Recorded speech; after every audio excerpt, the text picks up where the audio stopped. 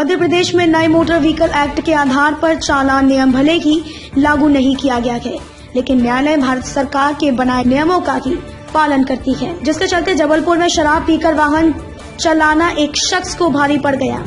Traffic police के चालान पेश करने पर सीजेएम कोर्ट द्वारा चालक पर 17,000 रुपए के जुर्माने की कार्रवाई को अंजाम दिया। यह जुर्माना नए मोटर व्हीकल एक्ट के तहत किया गया है।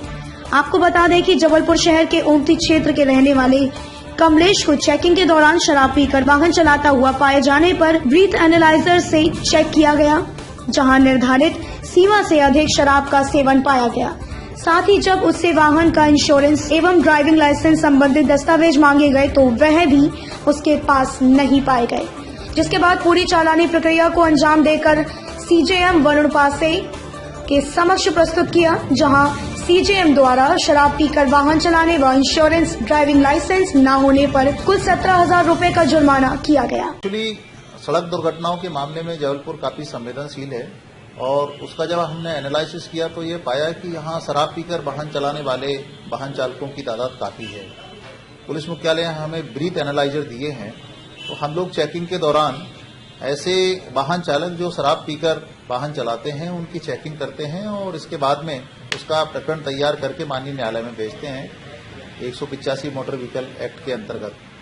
अभी रिसेंटली हमने 2 मामले भेजे थे, उनमें से एक प्रकरण में माननीय न्यायालय ने वाहन चालक के विरुद्ध 10,000 का जुर्माना किया और दूसरे मामले में जिसमें कि ड्राइवर के पास लाइसेंस और बीमा भी नहीं था तो उस पर कुल 17,000 रुपये का जुर्माना किया है। तो जब भी इस तरह के प्रकरण माननीय न्यायालय के सामने आते हैं तो फिर गवर्नमेंट ऑफ इंडिया के द्वारा जो संशोधन किया गया है उसको ध्यान में रखते हुए और वाहन चालकों के विरुद्ध जुर्माने की कार्रवाई की जा रही है। बेसिकली माननीय न्यायालय हमेशा गवर्नमेंट ऑफ इंडिया की गाइडलाइन के हिसाब से ही चलता है। 1 सितंबर 2019 से जब से कि भारत सरकार के द्वारा मोटर व्हीकल में जो संशोधन किया गया था उसे लागू किया गया है, तब से जब भी प्रकरण माननीय न्यायालय में जाता है तो उसी संशोधित प्रक्रिया के तहत माननीय न्यायालय जुर्माना अधिरोपित करता है। मध्य प्रदेश सरकार में चूंकि अभी तक नोटिफिकेशन नहीं हुआ, इसलिए जो यातायात पुलिस और अन्य जिला पुलिस चालानी कार्रवाई करती है वो पुराने जो प्रक्रिया है उसके अंतर्गत ही की जा रही है। अभी नए संशोधन एक्ट के तहत हमारे द्वारा जुर्माने की कार्रवाई नहीं की जा रही है। निश्चित तौर पर हम लोग चूंकि पुरानी प्रक्रिया और